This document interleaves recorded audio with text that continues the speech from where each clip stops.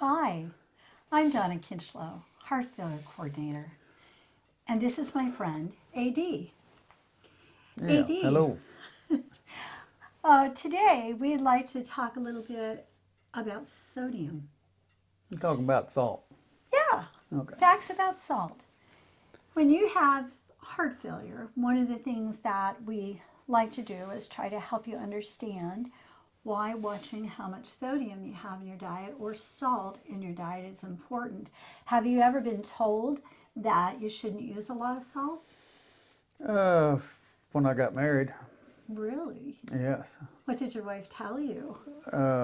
You haven't even tasted yet. Why are you putting that shaker all over there? I guess you were baptizing your food with salt before you tasted Yeah, it.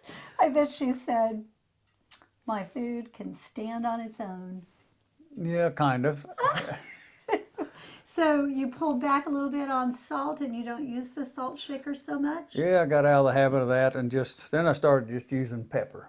Oh, You know, just I got to have something on there. I don't know if it's a habit or you just like the taste of other things, but it's just a habit of putting something else on there. just to season your food. Yeah, season. Yeah, I like And seasoning. I believe that a lot of people do. But I think one of the greatest things is knowing why. Why do we tell you to be careful that you don't eat too much salt or sodium? And I'll give you a fact. Americans usually are consuming 3,000 to 6,000 milligrams of sodium every day. And that's because we live a very fast paced life. We go to the fast food restaurants, we go to restaurants. And what exactly is salt? Do you know, AD? Why did salt ever become a part of food? I don't know who would have started that. But it's Preservatives, what they really started doing. But for as seasoning, I don't know. I don't know who started that. so salt actually lives in food. It's hidden in different foods. And as you brought up, which is a very good point, salt was used as a preservative, and so people don't want to get sick, and restaurant owners would not want people to be sick. So a lot of your homemade things are really at a restaurant more salt preserved gravies, Hmm. mashed potatoes may not be real. They may be all boxed or just preserved with the sodium. So, the reason that we think about sodium in your diet, one of the reasons is if you consume a lot of sodium, you're going to hold on to water. If you hold on to water in your body, it is actually going to create a problem with your heart pump and also increase your blood pressure. Salt and water love each other, so salt will hold on to fluid in your body. What kind of work have you done, AD? Done quite a bit of different things, but here in the last 35, 40 years has been heating and air conditioning. So, with heating and air conditioning, do you understand the dynamics of a fluid filled pumping system? Yes. That is very similar to your heart. Your heart's a muscle, it's a pump.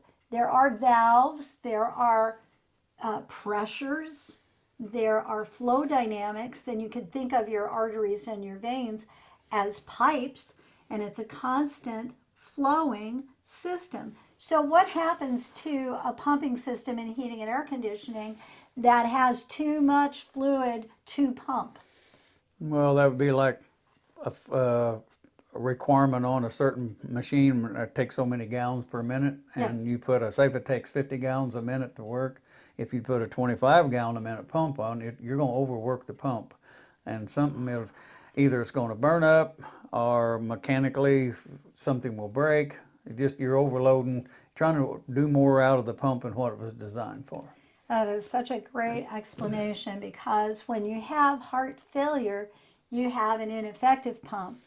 And when you have an ineffective pump and you're eating too much salt, you're actually adding volume, just like your example, AD. That was excellent because we don't want to stress a pump that has heart failure or has ineffective pumping mechanism. And so we say we would really appreciate it if you would consider 2,000 milligrams of sodium per day, all day long. So, can you tell me how would you know if something had salt in it when you go to the grocery store? Do you go to the grocery store, AD? Yes, a lot. And did you ever read labels? For a long time, no. I just would. Bad habit a lot of guys get into. They don't want to spend time in the kitchen if they got stuff to do. So they just, when they're at the store, they look canned soups. They just, you know what, it's easy. Open it up and heat and serve, and you're done and go on about your business. But you got to realize that some of them had like 1,800 milligrams of sodium in it, and that's just for one bowl of soup. Wow. And so you begin to read the labels, you know, and know what your limits are, and you just have to add them up and see what they come out with at the end of the day. So, if I were to give you some things like the Morton salt, can you read that label for us? Now this is salt, isn't it? It is iodized Morton salt. How much sodium is in salt? Well, for just 1/4 teaspoon. Now that's 1/4 teaspoon. That's, you know, the little spoon you use to put your sugar in your thing. 1/4 of that's got 590 milligrams in it. Wow. And so when you're baptizing your food like you used to, you're not measuring. No, So you're you just have no idea how much salt you're actually a good throwing. way to measure how much you're putting it on when you've got the salt shaker. Look at how much is out around your plate. Oh, there's a good idea. Gives you an idea that you're getting real liberal Yeah. with the sodium. So here is a can of green beans. Can you tell me how you would read that label and how much sodium is in there? Okay, well, first I would read, it's got two different ones, undrained and drained. So I guess the salt must be in the liquid that's in there. So Okay. normally you wouldn't, I would just take this and put this in a bowl and heat it up. So that'd be the undrained. So it has 380 milligrams of sodium, and that's just for 1/2 cup. So if you ate this whole can, You'd be in trouble. yeah, You'd have to measure how many servings are in that can. serving 3.5 servings. There you are. And so you'd have to multiply the amount of sodium times Yeah, you gotta three do a and little half. Yeah. add and subtract and do a little arithmetic there, and And there you would be. Now, one of the things that we can tell you is if you do have canned goods, instead of throwing out your green beans, you could always throw them into a strainer and rinse them off. And you would probably rinse off about 100 milligrams of those sodium, and you could still use your green beans. I think it says that on there. And you could actually put them in your vegetable soup or whatever. And some people will actually, So if you rinse it off, yes. you start out at 380, and then you go down to 200 milligrams if you drain it and rinse them off. Marvelous. So I wonder, do you think frozen vegetables are just as salty? Here we have some baby lima No, I beans. wouldn't think so, because these are just right off the vine or the plant, and then they just freeze dry them, or Yeah. freeze them. And it's only got 5 milligrams for 1/2 cup. Wow. So right there you've learned something. The frozen vegetables are perfect. And you know, they've come up with some steamables where if you're in a hurry, like you were saying, and you wanted to grab up steamable vegetables, you have no problem with that. So lesson to learn, if you fix these, don't go grab the salt shaker, because you're right back up to where you was in the can. Excellent idea. So what about fruit? Fruits and fresh vegetables. I had a patient ask me one day, what about mandarin oranges? So I got a can of mandarin oranges. So how much sodium is in a can of mandarin oranges? There's none in here. Is that not wonderful? Wow. You could eat the whole can, wouldn't hurt you. No, it wouldn't. And the greatest thing is fresh fruits and vegetables, for your knowledge, 0 to 20 milligrams of sodium, fresh fruits and vegetables. And what they say is if you're going to the grocery store, go to the outskirts of the grocery store where you have your fresh fruits, your vegetables, and your lean meats. And that's another part that's extremely important is how do you fix your meat? Do you do a lot of baking or grilling, or what are some of the things that you have done as far as fresh meat? All that. I personally have a George Foreman grill, and I love it. I can season, and there are other ways to season besides salt and pepper. And are you familiar with Mrs. Dash? Yes. And have you found that Mrs. Dash has got salt in it? No, they have a lot of salt-free seasonings. You know, guys that get out on the grill, they love to season. They love to mix up their own or use this and that, and they all, you know, everybody's got their own little idea they want, but you can throw all you want on here because there's no salt in it. So And you don't have to worry about over salting yourself. So what is this? These are, one of them's called Table Blend, and it's got a green cap on it, and then the other one's onion and herb, whatever that is. It is. You're good. And purple, You're good. purple. So if you get to know them real well, I mean, we're not endorsing Mrs. Dash, but that's what kind of what we like. We like their flavors and everything, so And we there's started using them. you can always use tarragon, you can use thyme, you can use any herb. But what about this? That's garlic salt. Ooh, salt. Just hold your hand over that garlic, and then all you read is salt. So it's no different than a salt shaker. Exactly, and that's a question I get quite a bit. I'll have many people who will say, well, Donna, what about kosher salt? What about Himalayan salt?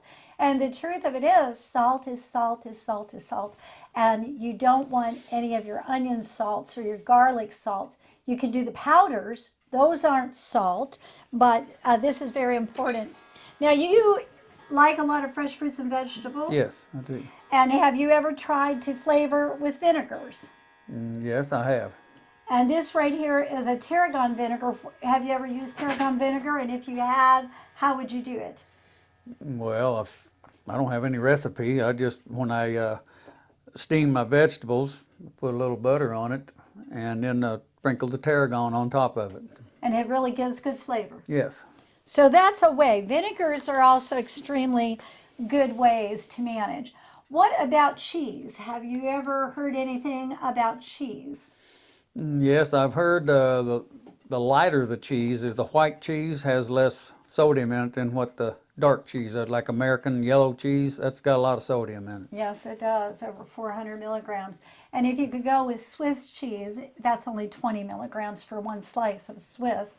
And of course, I know you think that's holy. There's not a whole lot of cheese to it, but you could use more than one slice if you needed to. So the sadness about a lot of the ways we have learned to eat in America, those things are really high in sodium. So can you read off some of the things that you know are high in salt, and we can talk about why? Well, this is my one I hate to even say here, but breads and rolls. I love bread and rolls. And Yeah. that got a lot of sodium in it. Pizza, sandwiches such as hamburgers, hot dogs, any, what do you call that, processed meats, You got it. has a lot of sodium in it. I mean, it's all the stuff that I like too. I mean, it's just that you got to change your habits. Cold cuts, you know, quick meal, just grab some bologna or ham or whatever, you know, that just, you got to do it in moderation is what I've always been told. And a lot of your soups, and I love burritos and tacos and chips and hot sauce, you know, but I wouldn't want to eat it every day, but I can cram at least one day a week, surely. But when you have heart failure, sometimes you're going to pay for that. And that's the sad later part on. for people who come in, because the fluid volume overload actually creates a lot of swelling in their feet and their legs and their abdomen. Your feet can get so big that none of your shoes or boots could fit. And if that happened to you, you would realize, and also fluid can go to your lungs and then you can't breathe. And so sometimes you do have to sacrifice Chinese or Mexican restaurants, being very careful with what you choose if you go. But some people with heart failure, they cannot do it. So what kind of things would you actually buy or look for? Because 6 million people in the United States have heart failure. Do you think the manufacturers and food producers aren't aware of that? Oh yes, because that's why you got to read the labels. And you can find low sodium, reduced sodium. Very low sodium, reduced sodium. It's called, read the label, and usually, isn't that usually in the green or something? Oh no, that's fat, I guess it is. I thought they had a color code. And this actually helps. High blood pressure and hypertension. So, do you mind to tell your age, AD? Oh, Okay. okay. I'm 69 years old. And what kind of blood pressure do you have? Low, I hope. It's always low, is it not? Yes, yes. Very, very low. And hopefully, do you have heart failure? No, I've never been told that. But you don't want it. No, but I don't want it. That's the reason I try to learn to eat better and look at the sodium content. So one thing, if you are going to make cookies or you're going to do pancakes or anything, I want to let people know that, you know, Rumford is a baking powder, and there is a low sodium baking powder. They did not change it out with potassium. They changed it out with calcium. I have used this in my biscuits, and I have used this in my Christmas cookies and hand-made apple dumplings. And it's been a wonderful, wonderful reduced sodium. And you can see how much sodium is in this label. 35. 35 milligrams for 1/8 of a teaspoon, and that is so much less than what normal baking powder would be. And I also want to do a plug for you to know you don't want to use a salt substitute. A salt substitute, what they have done is they have replaced the sodium salt with potassium. And you don't want, when you have heart failure, there's certain medications that you're on that are going to hold on to potassium, and so you don't want to be shaking potassium on your food. It's a nitrate, isn't it? I'm not so sure it's a nitrate. It's just it's an element, it's an electrolyte, but it's something that you get out of your regular diet. But when you're on heart failure medicines mess with your potassium, and so do your diuretics. When you're fluid overloaded, we give you water pills. And water pills, Lasix, torsemide, furosemide, however you know the name of your water pill, will take that extra volume off your body. And in doing so, it also manipulates your potassium, and that's why we have to be careful. Your potassium in your body, your heart likes it normal. And that's it. So, is there anything else that you would like to know about AD? Any other questions you may have? I just know to watch what I eat and watch the sodium content, and you can live a healthier life. I mean, it might take a few years, to develop heart failure, and having all that sodium in you don't look like it'd be good, especially when you have been diagnosed with heart failure. Exactly. And one of the things that it seems so difficult, if you were raised with seasonings of using salt pork or bacon or always eating your bologna, it's hard to change a habit. However, within 2 weeks' time, your taste buds will change, and you will Yes, be they able will. to become sensitive, and you'll taste something salty, and what's your response? Holy cow. I can't stand this. Is it not true? Yeah, it is. I mean, just like from the white cheese to the yellow cheese, You can tell a difference. Yeah, you can tell. Once you get off of it, you can tell the difference. And So what do you do when you eat out? There's a whole nother scenario. You can actually, before you eat out, if you are computer savvy, you can get on and write the restaurant name in your Google and Google the nutrition guide for whatever restaurant you're choosing. And you can look and choose the better sodium content. Once for breakfast, my husband and I went to Cracker Barrel and asked for the nutrition guide, and as we were waiting for our breakfast, we recognized that there were several entrees that probably were very high in sodium. The manager was wonderful. He told me that he always will help people who want the lowest sodium entree. So many of your restaurants, you have people who care, and they all have nutrition guides, and they're available, like I say, either physically in the restaurant, or they can help you determine. Now, if you've gone to a steak place, what do they normally like to do? well, we've learned that when you go and you order a steak, say hold the seasoning, because they love seasoned salt. And sometimes, well, when you get off the salt and you're not used to having a lot of it, you can't even stand to eat it. So always ask for no season. That sounds like a real good idea. Or you could always carry Mrs. Dash in your purse. Yeah, there you go. Pull her out and go for it. So you want to be very careful when you go to the restaurant. And remember, if you are going to have something salty, you could always just eat half and bring the rest home. Yeah, you don't have to eat it all at one time. Just That's exactly right. So I think we've covered an awful lot. We can recap by saying a teaspoon of salt is 2,300 milligrams. You would like to have at least 2,000 milligrams for the whole day. There are meal plans. There are ways that you can do this and do this well.